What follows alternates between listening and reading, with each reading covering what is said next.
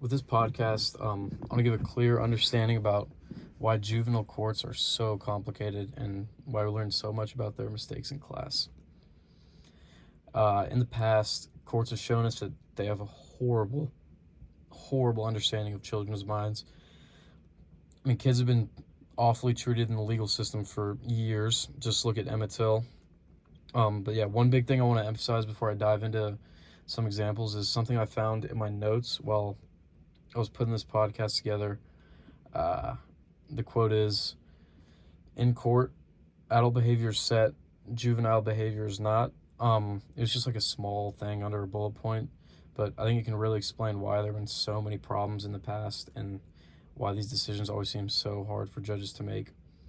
So the first case I'm going to go over took place in 1967.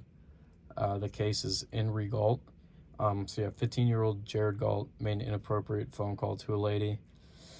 I don't really want to repeat the statements that she claimed he said, but there were some vulgar statements, and he asked about a bomb too, but I'm not really sure if he meant this sexually or he was trying to scare her. But yeah. So this woman obviously called the police about this phone call she received. And as a result, Gerald was arrested and kept in jail overnight. So trial took place the next day. However, it was an absolute circus. The witnesses weren't even sworn in, and there's no actual proof of what Gerald said over the phone. So they literally just winged it, and it went about as good as you can imagine. The judge wasn't sure of what to do because of how chaotic the courtroom was, so he just kept Gerald in jail for like 2 more days. It did not get any better either. The next hearing, it was the same thing. So the judge basically just said screw it, and he tried to keep Gerald in juvenile detention until he was 21. So there's a huge problem here with due process, obviously. Gerald didn't get a notice of his charges. He didn't originally have the right to an attorney, nor did he have the right to remain silent. But the Supreme Court would end up reversing this entire thing. And the next case is basically the same thing with Henry Winship. It took place in 1970, so 3 years after we saw that circus of a courtroom unfold. So Samuel Winship, who was 12 years old, walked into a locker room and stole $112 from a lady's purse. So he got sent to court, and after this hearing, he was sent to state training school for 18 months. But the kicker is that there wasn't enough conclusive evidence. The judge and jury basically just said that, well, the plaintiff's evidence might not have been enough. It was more than the defense. So obviously is not a thing at all. The verdict was appealed, with the defense claiming that the state didn't prove he committed the crime beyond reasonable doubt, and Samuel Winship was let off. Nice. So there's a clear focus here on just wanting to punish these kids for doing bad things. And this was back in the 60s and 70s, so this was before juvenile courts really became a big deal. So this is kind of before the lines really started to blur on juvenile courts, but there's a clear focus on wanting to punish these kids for just doing bad things. I hate this because the kids' minds are so vulnerable, and something like sending them to juvie can really screw up their development, make them worse. But it's actually kind of dangerous how incompetent some of these judges were, because this is the future of the country that they're just trying to throw in jail for petty crimes. But yeah, something that I read while I was working on my annotated bibliography was that now juvenile judges have specific training that they had to do to understand the mind of a kid and how competent they are. Because obviously just about every kid has no clue about the legal process or how it works. So they have competency-based tests that use prior experiences now. And they also work with mental health professionals so that they can have a better understanding of children's minds. I really like this training because it helps the judges weigh the impact of whatever sentence they're about to give the kid. So whether or not it would do more harm than damage. It also opens up a lot more opportunities for restoring kids who are convicted of crimes, instead of the chance of screwing them up worse. But yeah, another thing that I found while I was working on my podcast was that judges' views of juveniles and their abilities to stand trial are influenced heavily by their age. So the age that judges view this threshold as is 14 years old. So basically, if you're over 14, they think that you're much more mature than you were a year ago and you're capable of making sound decisions. I really hate this because I knew a ton of super mature people in high school, but for every mature one, there were like 5 idiots who'd get in trouble for the dumbest stuff. I don't think 14 is a good precedent for judges to have just because we all develop so differently. Um, so this raises the question, I mean, what makes it so hard? I know like those past two examples were pretty straightforward, like judges screwed up, obviously that's on them, but there are also some pretty terrible kids, and I don't know if you want to call it like bad apple theory, but these kids can make life so hard on a judge and jury. Like in the case of Christopher Simmons, he robbed and tied up a lady and threw her off a bridge. I mean, this is horrible, obviously, but he was 17, still a kid, so he falls under juvenile jurisdiction. Originally, he was tried and convicted as an adult. He was given the death sentence, but while he was in jail waiting to die, another major case was taking place called Atkins versus Virginia.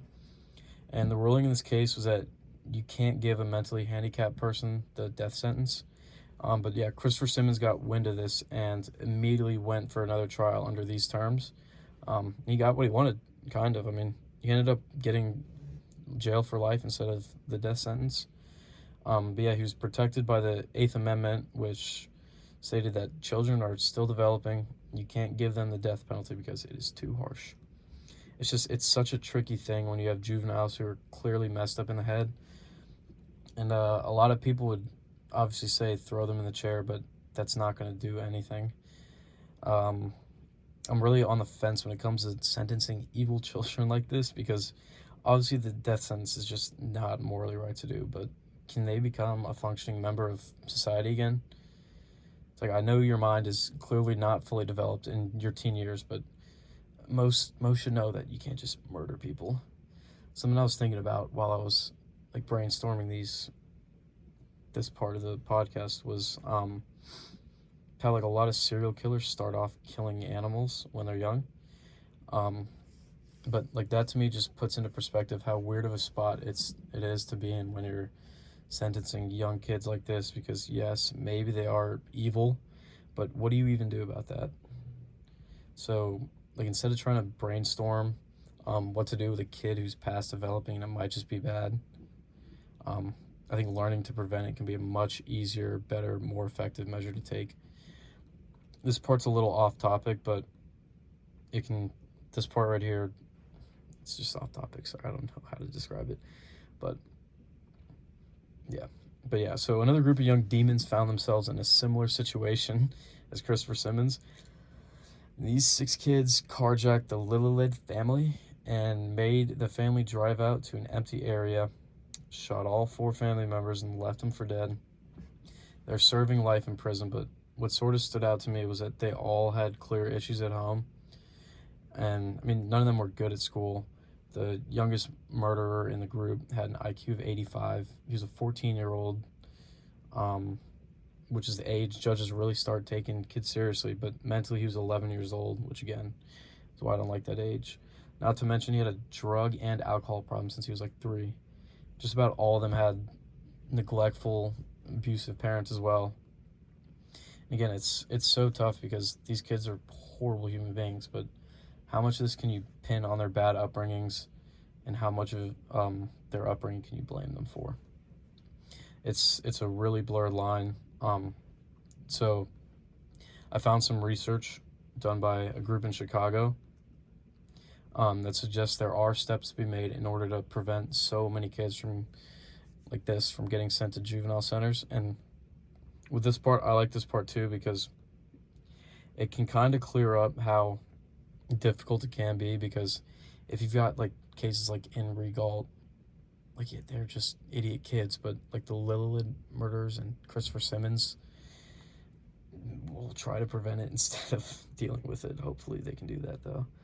But yeah, so the researchers saw that Chicago raised their age of majority, which is just the age that you become an adult, by 1 year, from 17 to 18 years old. And it really has a positive impact on how often kids are sent to or sent back to juvie. And this includes like violent offender kids as well. Like But they also noticed another thing that was helping this, and it was that juvenile courts were offering therapy for kids up until they turned 18. I can't imagine it costs states that much money to do something like this, so I'm not sure why, excuse me, I'm not sure why everyone is not on board with it. Who wants more people in jail? Nobody, especially kids. Another author whose work I was using for the podcast said that young kids who've gone through trauma are more likely to engage in violent behavior. This isn't groundbreaking information, but it's good to know, obviously. But he had some really good proposals in this, like trauma-informed care. So, like, these kids can recover and learn helpful ways to cope with the things they've been through. It's not juvenile, but this idea really reminds me of the "it's not your fault" scene in Good Will Hunting. Um, Will was a young kid who had a lot of trauma, and he was so bad at handling it. But in that scene, you could see someone was there for him and really helped him learn how to cope with the abuse he's been through. But yeah, no, I don't think it's out of the box to say that kids have had the same issues, especially after experiencing trauma for such a long time. But yeah, he also brings up like after school activities too. I remember a huge part of my childhood was like the after school clubs I was in. I was in like the Lego club, kickball, running with the stars, and like some random fitness club too. It's not that I needed it, but I made so many good friends, met so many good people. And all the adults that ran these clubs really cared about the kids in them. So I always felt like it was a great time, and it's good structure too. And those are things that can keep like these young kids out of trouble. But yeah, it's just there's so much nuance when it comes to juvenile courts, and that's why I wanted to shed light on both sides, because there are so many kids who've been done wrong in the courtroom, but there are also like kids who've done pretty fairly in the courtroom for what they've done, as well. But when you deal with kids, you're dealing with something very delicate, and the difficulties stem so much further than just inside the courtroom. I think there are effective measures that can be taken to prevent these difficulties from ever happening.